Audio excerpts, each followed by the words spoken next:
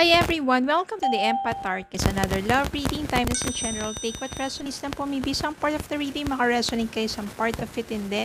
Tignan natin ngayon kung anong love connections, lessons in life, and guidance ang ating mababatid for this reading. Mga aral at gabay sa buhay, pag-ibig, spirit guide. Ano kayang love connections ito? Lessons in life and guidance. Lessons in love life, relationship, and guidance ang nais yung ipabatid sa amin, mga aral at gabay sa buhay pag-ibig.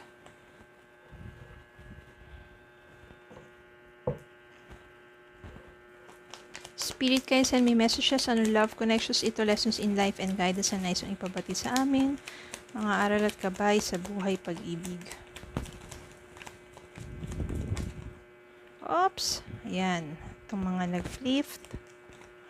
Tingnan muna natin ito.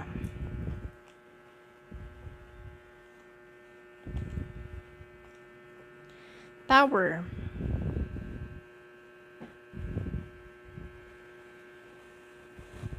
Six of Wands, Nine of Swords, Eight of Pentacles,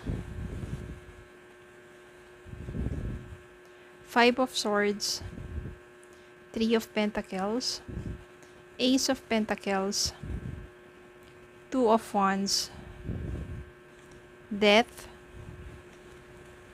the Empress. Malakas ang energy nito that is between you and your person. This is not a new love, but maybe your person with whom you had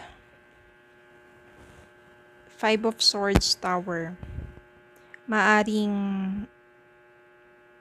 may mga bagay-bagay na sa point na inyong relationship,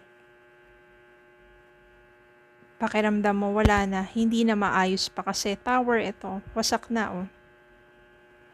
Ito yung mga pagbabago sa relasyon ninyo na kung dati, masasabi mong you are sweet, you are doing well sa inyong relasyon, pero parang nagbago ang lahat. Nawasak pa. And malakas dito ang energy because of third party. Kaya talagang tuluyang nawasak na ang inyong relasyon. Mahirap para sa iyo because especially kung you have child or you have children or you are married. Napakahirap tanggapin, 'di ba? Kung isa ay nagloko, talagang mawawasak ang inyong pagsasama. Maaring nagkalayo kayo ng taong ito, napakahirap sa iyo tanggapin, pero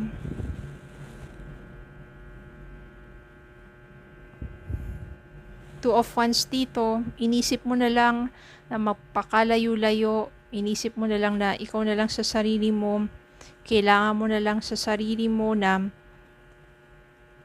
hanapin pa yung mas mapayapang pamumuhay na malayo sa taong to kasi you don't have peace of mind. You are emotionally burdened na. And you just plan to go along and explore the world o yung buhay mo na ikaw na lang mag-isa. Inisip mo na lang na magpakalayo-layo pa. Eight of Pentacles dito, busy ka sa trabaho para makalimutan na itong taong to. Inubos mo yung oras at attention mo sa pagtatrabaho, sa pagkayod,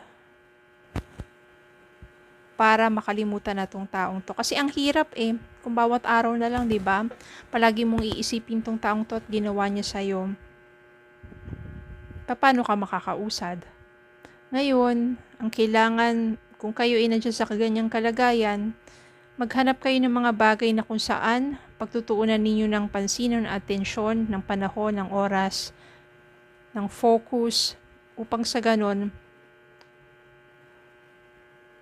hindi nyo masyadong maisip tong taong to. Sasagi man siya sa isipan ninyo,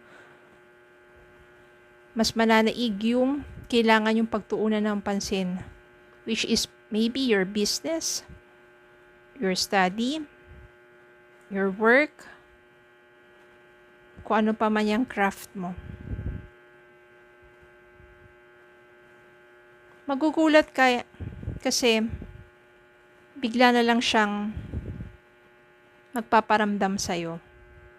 Yung Nine of Swords dito means somehow, siguro sa paglipas ng panahon na wala na kayong balita sa isa't isa, inuusig yan ng konsensya. Andyan yung mga panahon na sa gabi, hindi yan mapalagay kakaisip sa'yo. Hindi yan makatulog kakaisip sa'yo. Hindi ka mawala sa diwa niya. Bakit? Kasi death, nagkaroon ng malaking pagbabago sa taong to. Nang nawala ka sa buhay niya, doon niya naramdaman. Kasi iba ka magmahal, iba ka mag-aruga. You are someone who's very caring and loving to that person. At bakit niya nagawang magloko minsan na kinawasak ng inyong relasyon. Ngayon, nang nawala ka sa buhay niya, doon niya naaalala yung mga pag-aaruga mo at pagmamahal na ibinigay niya sa'yo, binigay mo sa kanya. Doon niya naaalala ngayon kung kagaano ka kabuting tao sa kanya, kung kagaano ka mapagmahal sa kanya. At doon siya inuusig ng parang bakit ko nagawang lokohin ka? Kung saan, lahat-lahat binubuhos mo para sa akin, yung pagmamahal na yun, yung atensyon na yun.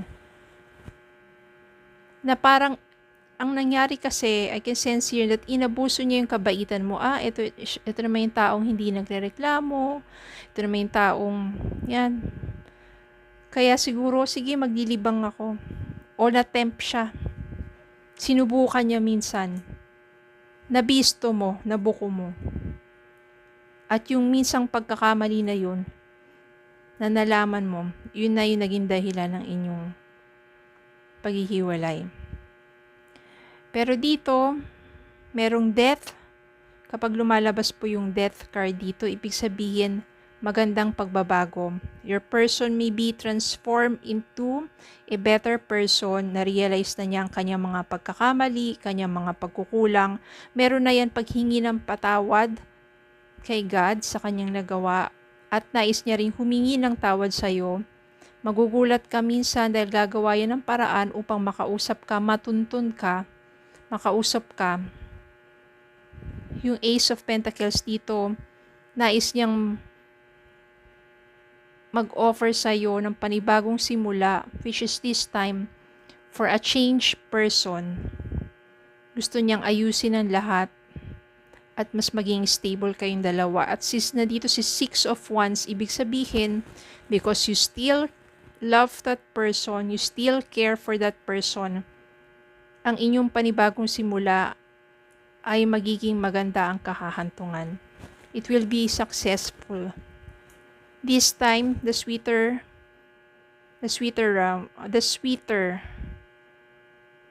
in the second time. Wala naman pong masama kung bigyan ng pagkakataon, especially if you know that this is a changed person. Pero sana hanggang isang pagkakataon lang. Kasi kung yung taong yun, nakikita mo wala talagang pagbabago, binigyan mo ng, madali mo pinatawad, tapos nagloko ulit, tapos pinatawad mo ulit, kasi ayaw mong mawala siya sa buhay mo, tapos nagloko na naman. Diba? Paulit-ulit lang. Irespeto mo yung sarili mo. Pero kung sa una niyang pagkakamali, you still care and love this person, humingi ng patawad sa'yo, naramdaman mo that this person is a changed person, why not give a second chance? Kasi dumarating naman talaga sa buhay ng isang tao yung merong pagbabago, malaking pagbabago. Kahit kagaano kasama yan, kapag siya ay kinurot na ni God, kapag siya ay binigyan na ng matinding lesson ni God, doon niya marirealize yung mga naging pagkakamali niya. At kapag siya ay nakahingi ng patawad kay God, sa sarili niya at sa iyo,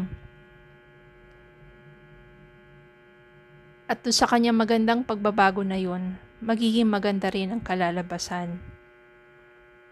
At maganda rin na naging bahagi ka ng buhay ng taong to sa mga panahong mabuti siya, nagkasala, nandyan yung pagpapatawad at pagbibigay ng panibagong simula para sa inyong dalawa.